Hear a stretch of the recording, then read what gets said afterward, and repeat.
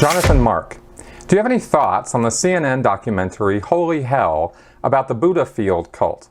I saw so many parallels to Scientology.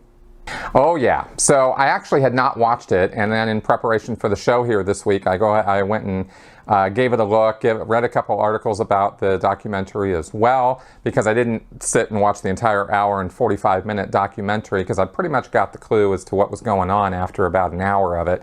Really got the idea of what this guy Michel or Andreas or whatever he was calling himself at the end was doing, and how he was doing it, and how he was getting followers, amassing these people to follow him, and eventually have these people waiting on his every word and command.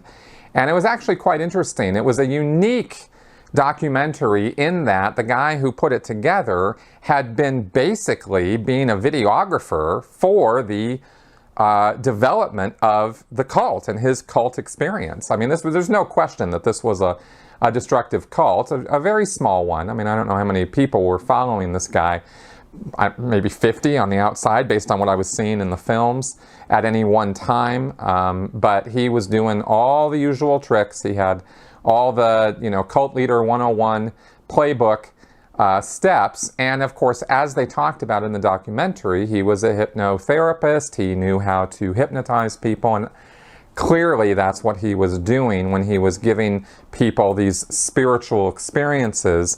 And at the very beginning of the documentary, that's even shown how he was tapping people's heads in certain places and doing things that were that I think, anyone who knows anything about hypnosis and hypnotic induction and how you get people to get an adrenaline or endorphin rush, and you translate it or give them the idea that they're going to have this kind of experience, like they're going to see God, or they're going to have this awakening, or they're going to have some spiritual enlightenment. And, the videoing was very, very helpful to show how the group would create this sort of dynamic amongst themselves. They were hugging and stroking each other's bodies, and there was all this group love and sort of love, kind of self-generated love bombing going on with these group encounter sessions and therapy sessions that they were doing.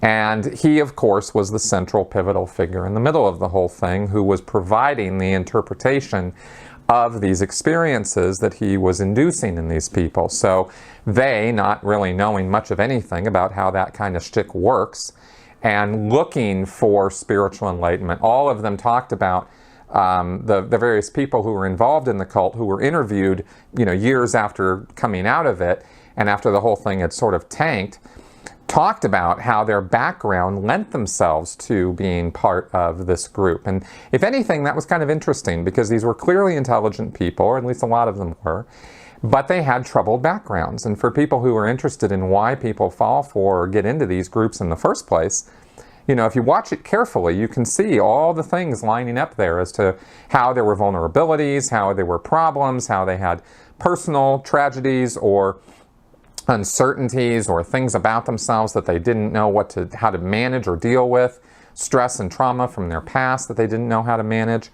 And instead of going and getting some counseling or some help, they ended up turning to this guy. And this was a fairly modern cult. I mean, this whole thing developed in the 80s around this guy, this actor, failed actor, really, and dancer, who decided that he was going to become a cult leader and really took on the role and really put on the presence. I wouldn't be surprised at all if this guy read some of Hubbard's books or was somehow looking into Scientology or Jim Jones or some of these other, plenty of examples of groups that he could have looked at that would have given him some idea of how to be and how to conduct himself and how to have this stage-managed presence that he would have around his followers, while we come to find out near the end that he was actually inducing, enforced sexual relations with some of these people, even though he was decrying sex and saying it was bad and it was low-level energy.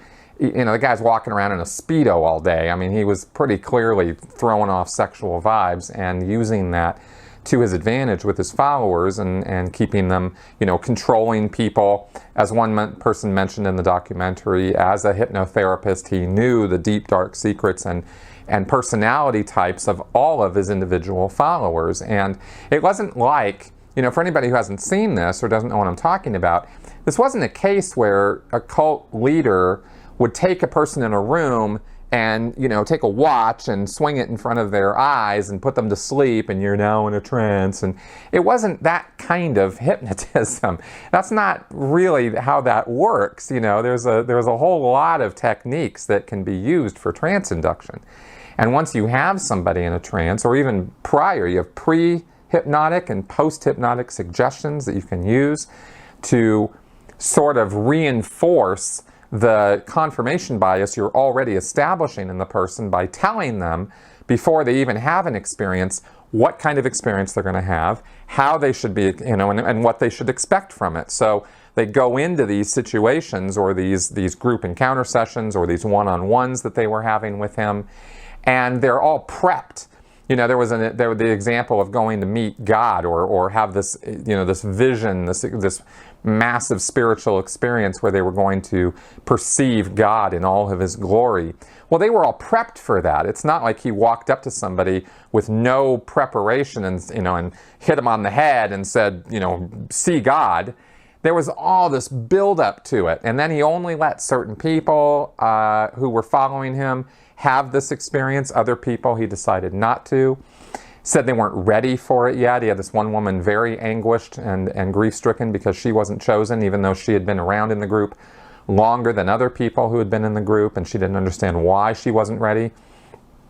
I'll bet she wasn't as easy a trance subject as some of the other people in the group who hadn't even been around that long. So, but who knows? That's just my guess. But regardless, this guy was just a con man, just a sleazeball, and he used these people for years and years.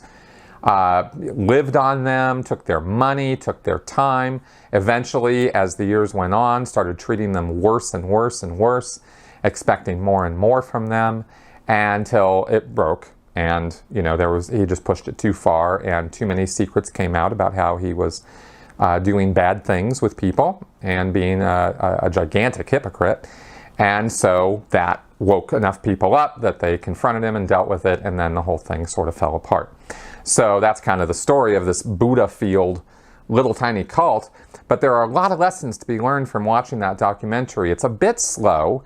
There's a lot of video footage. I think it could have been edited a lot more tightly, but it did get across the process of cult indoctrination and kind of how that process works. It would have been maybe a little bit more interesting if they'd had one or two other cult experts come on there. It was interesting how they also talked about the 1980s Cult Awareness Network and a guy named Rick Ross, and how there was a real fear, in the group about how this Cult Awareness Network and this guy was, going to come along and maybe kidnap people and stuff, because that was the kind of crap they were doing in the 80s.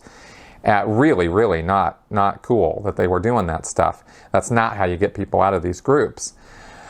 But, the response to that, of course, was for the cult leader to hit the road and go from, I think, California out to Austin, Texas, and set up shop out there because they had to get away from this. Because, the guy knew, this guy Michelle, the cult leader, knew that people were onto him. And just like L. Ron Hubbard, he takes off.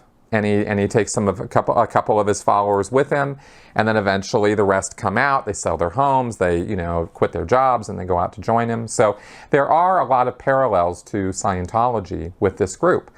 The reason there are a lot of parallels with Scientology is not necessarily because this guy studied Scientology. Maybe he did, maybe he didn't. It's because this is how cults work. These are just how these groups form, and whether they grow organically or whether they grow because a person has studied the cult leader playbook from earlier cult leaders, if it's going to be a destructive cult, and it's going to, then it's going to be doing these different characteristic things.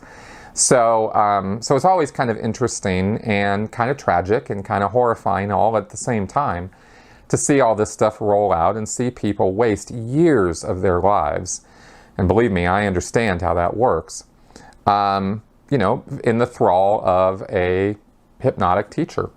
And that's pretty much what this documentary showed. So if you're interested in that stuff, check it out. It's on Netflix. Basically, I just broke down most of the story, but you can, you know, read up on it or see the details of it. And yeah, definitely had parallels to Scientology and pretty much every other cult out there.